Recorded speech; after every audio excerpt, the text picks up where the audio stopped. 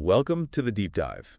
Okay, so you've sent over quite a stack of sources this time. We've got the Harvard Crimson, Inside Higher Ed, CBS Money Watch, Newsweek, even Wikipedia and some Reddit discussions. Yeah, a real mix. And it all seems to circle around Harvard University and, well, some potentially serious financial trouble brewing. That's right. The core theme across all these pieces is Harvard facing these significant financial threats, mainly from federal actions. Right, and the big question everyone seems to have, looking at these articles, is whether that massive endowment they have can actually buffer them against these losses. Exactly. It's that $53.2 billion question mark, isn't it? Can they just tap into that? So our mission today is really to unpack this. Yep. We need to understand the complexity of these challenges, what the deal is with the endowment, and cut through some of the headlines. Get to the details, the potential long-term implications. Precisely. So let's start with the threats themselves. What are the immediate financial hits Harvard is looking at?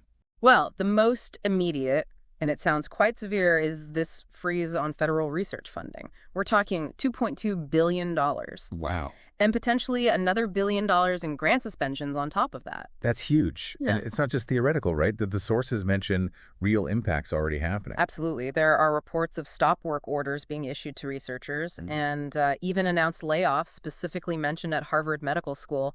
So, yeah, this is hitting people and projects right now. That really brings it home. Okay, so that's the research funding. What else? There was mention of the endowment tax? Yes, the endowment excise tax. Currently, it's 1.4% for universities with endowments over a certain size. Okay. But the proposals floating around are talking about hiking that dramatically.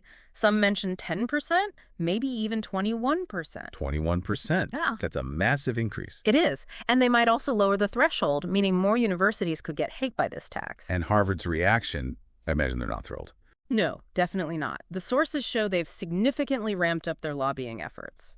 $620,000 spent in 2024 alone. That's a 17% increase I saw. Right. And interestingly, they hired Ballard Partners early this year, 2025, a firm known for its connections to the Trump administration.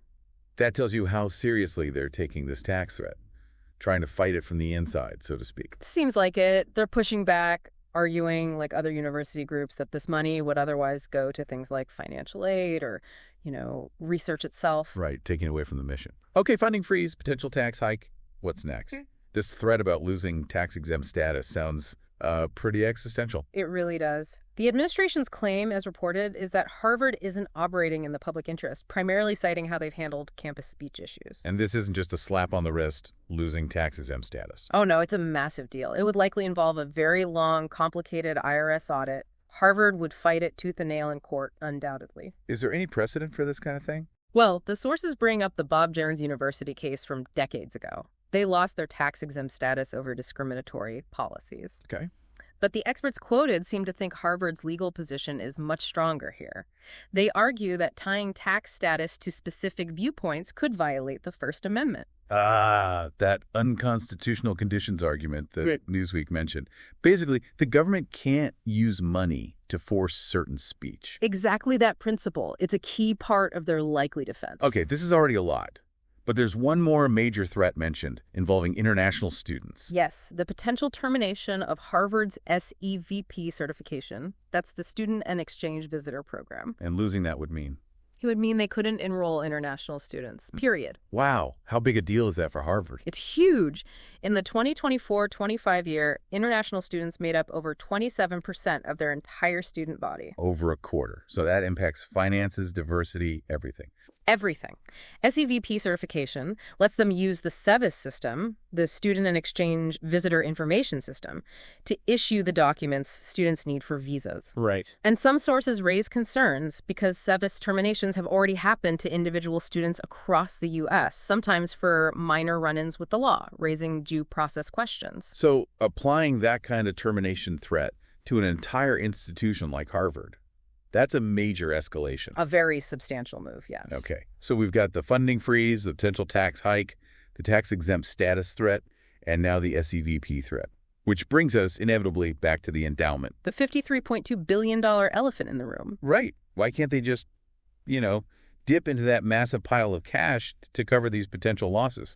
Well, as pretty much all the sources stress, it's just not that simple. The key thing to understand is the difference between restricted and unrestricted funds. Okay, I saw that distinction mentioned a lot. Over 80% is restricted. That's right. More than 14,000 separate funds within the endowment. And restricted means? It means the money was donated with specific instructions, like it has to be used for cancer research or a specific professorship or financial aid for engineering students from Ohio, you know. Very specific strings attached. Exactly.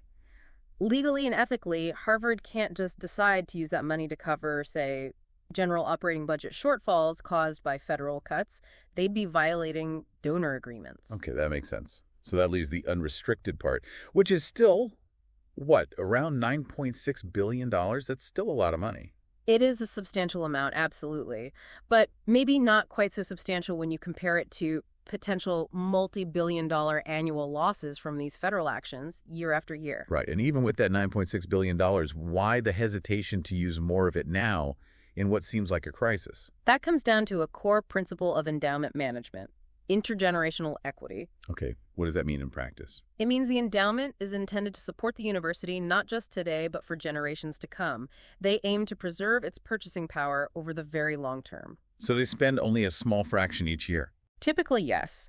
Harvard usually spends less than 5% of the endowment's value annually. That's about $2 billion, roughly, supporting operations.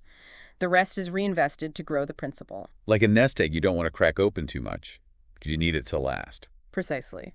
Spending significantly more now, even from the unrestricted funds, could risk the university's financial health down the road. But you have figures like Lawrence Summers, former Harvard president himself, arguing in the New York Times that this is the rainy day. He says wealthy universities should spend more in an emergency like this. And that's a powerful argument. It makes intuitive sense. You have this massive resource. Why not use it when facing such threats? But the university's stance, and people like the Harvard Medical School CFO, seem to disagree. Yes. Julie Joncas at HMS gave a stark warning.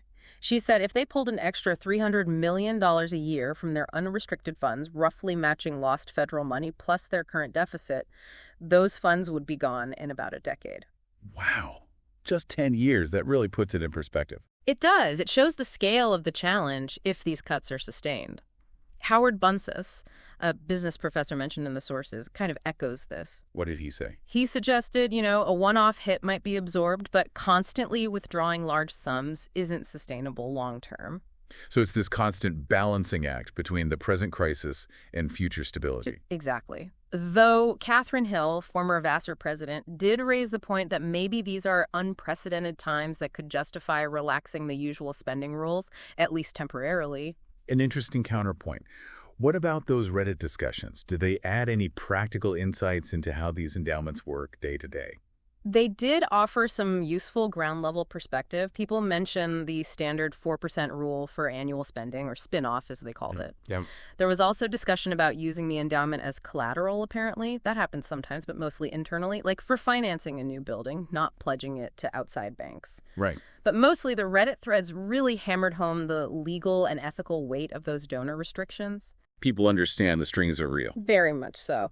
And a key point someone raised was that many newer donations, say post-1975, often explicitly state only the interest or income can be spent, not the original principal. Even more constraints. Yeah. And trying to change the terms of older agreements, apparently that can be incredibly difficult, sometimes even requiring court approval. It's a legal web. So definitely not a simple slush fund. Okay, if dipping heavily into the endowment is problematic, what other financial levers can Harvard pull? Well, the sources mention a few things. They've already sold bonds twice this year, which is essentially borrowing money. Okay, taking on debt. Right. There's also the hope for increased donations. One source quoted Thomas Lockerbie suggesting some alumni might step up because of the federal actions sort of rallying around the university. Interesting. But can private donations really fill a multi-billion-dollar federal gap? Especially for research? That seems unlikely. As the articles point out, the scale of something like the National Institutes of Health budget just dwarfs private philanthropy for research. Makes sense. So, borrowing, hoping for donations. What else? Just good old-fashioned cost-cutting. That's almost certainly on the table, too, looking for efficiencies across departments, administration, everywhere. Standard procedure when facing financial pressure. Now, Harvard isn't just playing defense financially, are they? They've actually sued the administration. That's right. They filed a lawsuit challenging the legality of these federal actions, particularly the freezing of the $2.2 billion in funding and related contracts. What's their main argument in the suit? Essentially, they're arguing the administration acted unlawfully, exceeding its authority under the Constitution and relevant statutes. Harvard's president, Alan Garber, framed it as an overreach that will cause severe, long-lasting harm to vital research. And they're saying it's improper pressure. Yes, that withholding funds is part of a campaign to force Harvard to change its academic policies and programs, violating due process and potentially the First Amendment. They also argue proper procedures under Title VI weren't followed before cutting funds. Okay, so a multi-pronged legal challenge. And this isn't just about money or research funding freezes, is it? The sources mention broader demands from the administration. No, it goes well beyond the direct financial actions. The administration has reportedly called for major changes at Harvard, things affecting governance, admissions policies, even faculty hiring. Like what specifically? Demands like getting rid of DEI programs, banning masks at protests, conducting viewpoint audits of courses, even influencing who gets hired based on whether they're seen as too activist. Wow. That sounds like a fundamental challenge to how a university operates. Harvard certainly sees it that way. They've rejected these demands as unconstitutional and an attack on institutional autonomy. And the administration's justification for these demands. The stated reasons relate to concerns about anti-Semitism on campus, but also more broadly about what they term political, ideological, and terrorist-inspired supporting sickness, essentially wanting to impose external standards on campus speech and thought. It really does feel like a clash over the basic independence of universities.